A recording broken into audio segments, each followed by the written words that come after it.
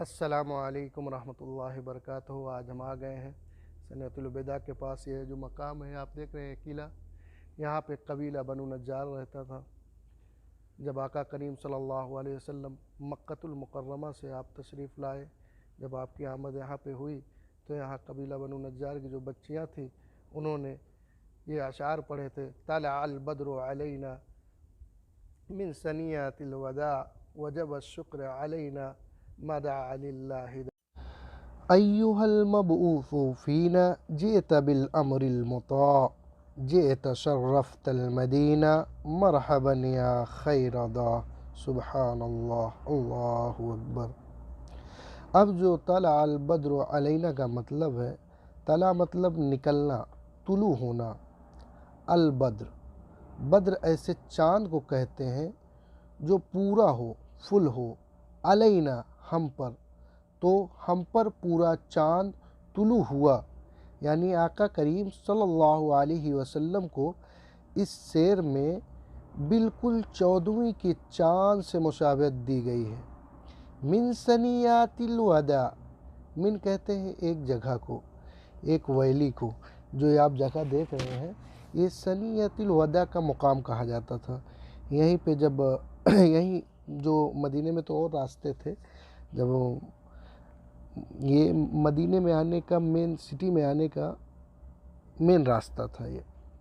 جب اہل مدینہ جو ہے اپنے عزیزوں کو اور رشتہ داروں کو رخصت کے لیے چھوڑنے جاتے تھے تو اسی مقام پہ آ کر جو ہے چھوڑتے تھے، تو اس کو جو ہے ثنیۃ الوداع کا مقام کہا جاتا ہے۔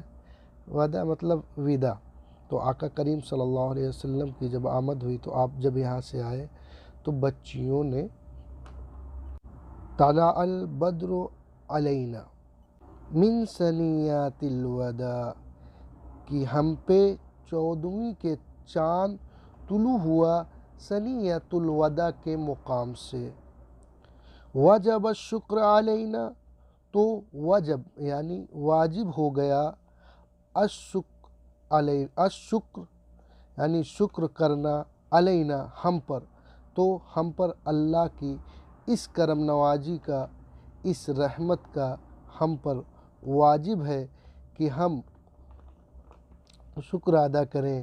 ما دعا للہ داعین، یعنی کہ جو اللہ کی طرف سے دعوت ہے حق کی، جس کے لیے ہم اللہ کے شکر گزار ہیں، اللہ نے حق ہم تک پہنچایا، اپنا پیغام، اپنا پیام ہم تک پہنچایا۔ ایھا المبعوث فینا، ایھا کا معنی ہوتا ہے وہ المبعوث، وہ جو ہماری طرف مبعوث ہوئے، یعنی کہ وہ شخصیت جو ہماری طرف مبعوث ہوئے، فینا ہم میں مبعوث ہوئے۔ جئت بالامر المطاع، جئت کا مطلب ہوتا ہے آنا، بالامر المطاع اس پیغام کے ساتھ آنا، المطاع جس کی اتباع کی جائے، یعنی آقا کریم صلی اللہ علیہ وسلم ہماری طرف مبعوث ہوئے ایک ایسے پیغام کے ساتھ جس کی اتباع کرنی ہم پر لازم ہے۔ جئت شرفت المدینہ، آپ کی آمد، آپ کا آنا، جئت آپ کا آنا، شرفت المدینہ شہر مدینہ کا اس نے عزت بخشی، آپ کی وجہ سے خوشیاں آئیں، آپ کی وجہ سے شہر مدینہ رونق ہوا۔ یہاں اسی لیے صحابہ اکرام کہتے تھے حضور کی آمد مدینے کے لیے ایسی ثابت ہوئی کہ اس دن سے زیادہ روشن دن ہم نے مدینے میں نہیں دیکھا۔ اللہ اکبر۔ و آخری شعر ہے: مرحبا یا خیر دا، اے میرے آقا کریم صلی اللہ علیہ وسلم، پاک مدینہ منورہ میں آپ کا سواگت ہے، آپ کا ویلکم ہے۔ اللہ اکبر۔ کیا پیارا ترانہ تھا، سبحان اللہ۔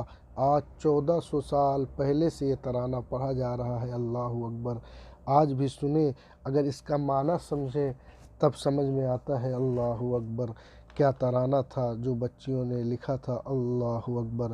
طلع البدر علینا من ثنیات الوداع وجب الشکر علینا ما دعا للہ داع۔ أيها المبعوث فينا جئت بالأمر المطاع جئت شرفت المدینہ مرحبا یا خیر داع۔ اللہ اکبر۔